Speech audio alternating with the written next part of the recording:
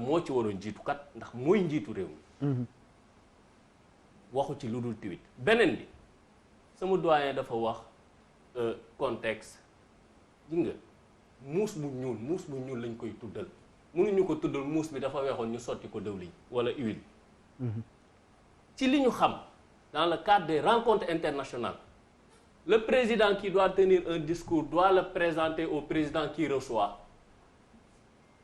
donc discours bu Macky Sall doon wax Macron xamoon na ko.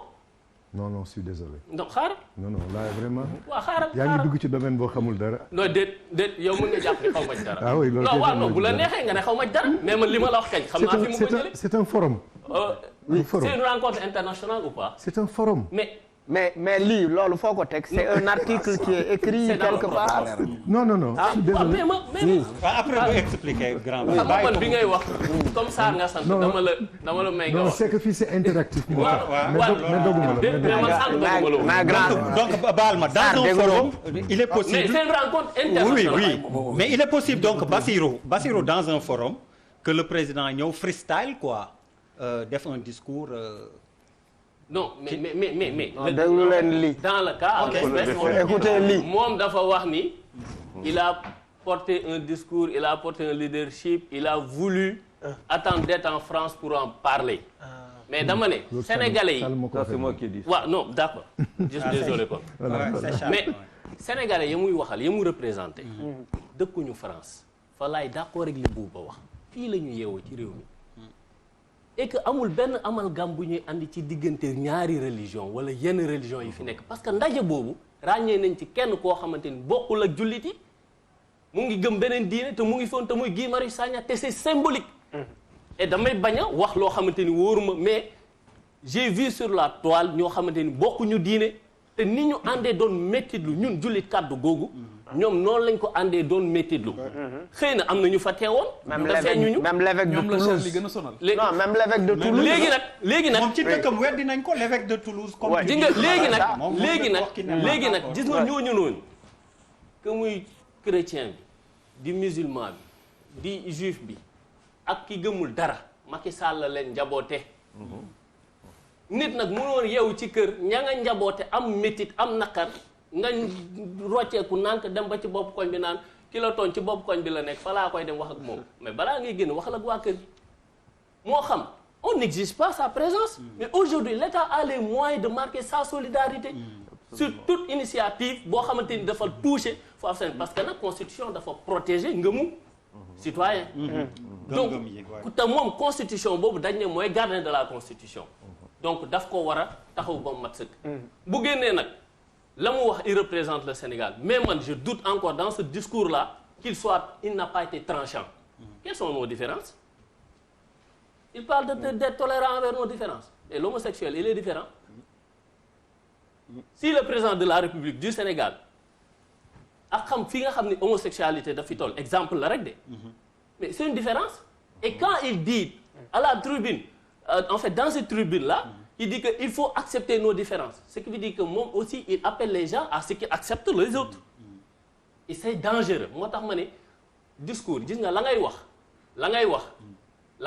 da nga koy wax nga ñeme ko et c'est là où vraiment Pape Djibril a été tranchant mënoo ci dem koo xamante ni dafa tooñ foowu njaboot goo njaboote mu assumer que ni day dakk sax ci di ko def nga wëlbati ko dem fa naan ko foog ñu tolérant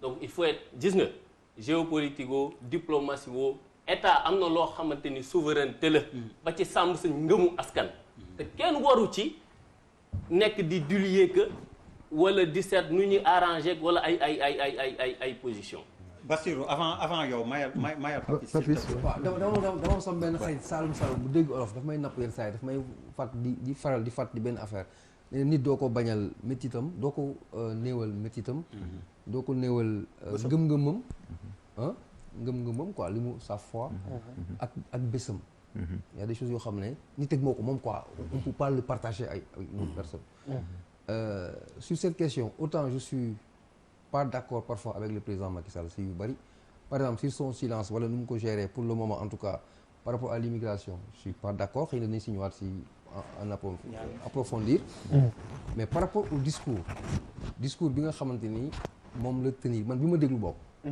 man discours bu ma déglu boo xam ne guddul trop sur l'essentiel pour man bu fekkee sénégalais nga y a rien à dire parce que dafa am ce qu'on appelle les civilités en diplomatie xam nga président Macky Sall lu muy waxee dans une tribune ak yow ni ngay waxee ak kii ni muy waxee ak kii bokkul un président de la République c'est un président de la République ça il faut ñu nangu ko aussi quoi. Moi ça veut dire quoi? Ah non y a un discours kilifa non y a un discours parce que bu fekkee ne dégguñu français trop mais président Macky Sall li mu wax devant Macron soxlalu ngay am sax BFM pour comprendre.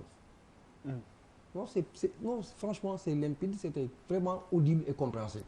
Nee na waa ji parce que président Macky Sall ici il y a des catholiques il y a des musulmans les catholiques yaa ngi rappelé évêque kii bi évêque Toulouse bi il y a des Sénégalais on l'a passé dans Gis-Gis d'ailleurs Gis-Gis donc il a eu la posture pour man d'un président maintenant la question qui suit mon analyse c'est quoi Bouba a parlé un peu de politique que tout est politique effectivement mais est-ce que vous avez pensé une seule fois est-ce que la question je la pose est-ce que Macron sañ na politiquement à la suite de ce qui s'est passé mu taxaw ne oui la France va renoncer à la caricature avec tout ce qui s'est passé depuis Sarkozy l'évolution du terrorisme Hollande moom tey est-ce que Macron sañ na taxaw français yi di ko xool mu ne leen non caricature dootu fi amati politiquement il n'ose pas est-ce que moo tax dama ne c'est un débat de fond que tu sois d'accord ou pas mais compte tenu du discours président Macky Sall par rapport à la tolérance de l'islam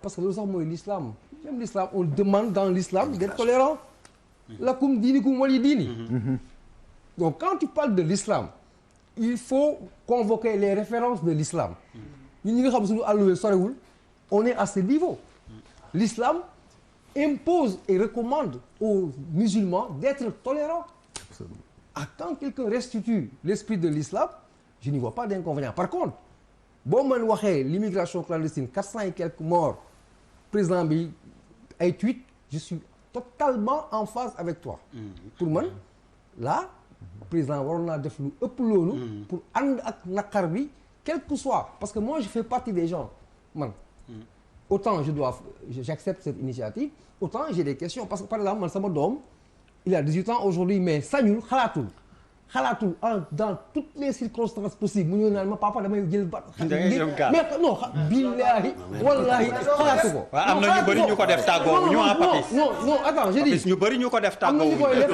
ñu seet non am na ñoo xam ne j'ai vu des gens man quelqu'un voilà anecdote c'est important ayca semaine bi passé dama sama benn boy musuma xalaat loolu mu moo téléphone grand papis oui dama la mere man ko ça m'a fait tiquer quoi mu ne ma oui yow yaa ngi wax ne yaay elle préfère seen doom ko xaalis man sama yaay bi ma jur écoute-moi très bien dama ñëw mu ne xool da nga ñàkk fayda sa morom bi dem na Espagne xool mu ngi tabaxal yaayam tout je comprends qu'il y a ces réalités mais dama ne man sama doom sañul ñëw di ma sañu ko il n'ose même pas parce que je suis contre foncièrement contre. Parce que tu es Papis Diaw déjà.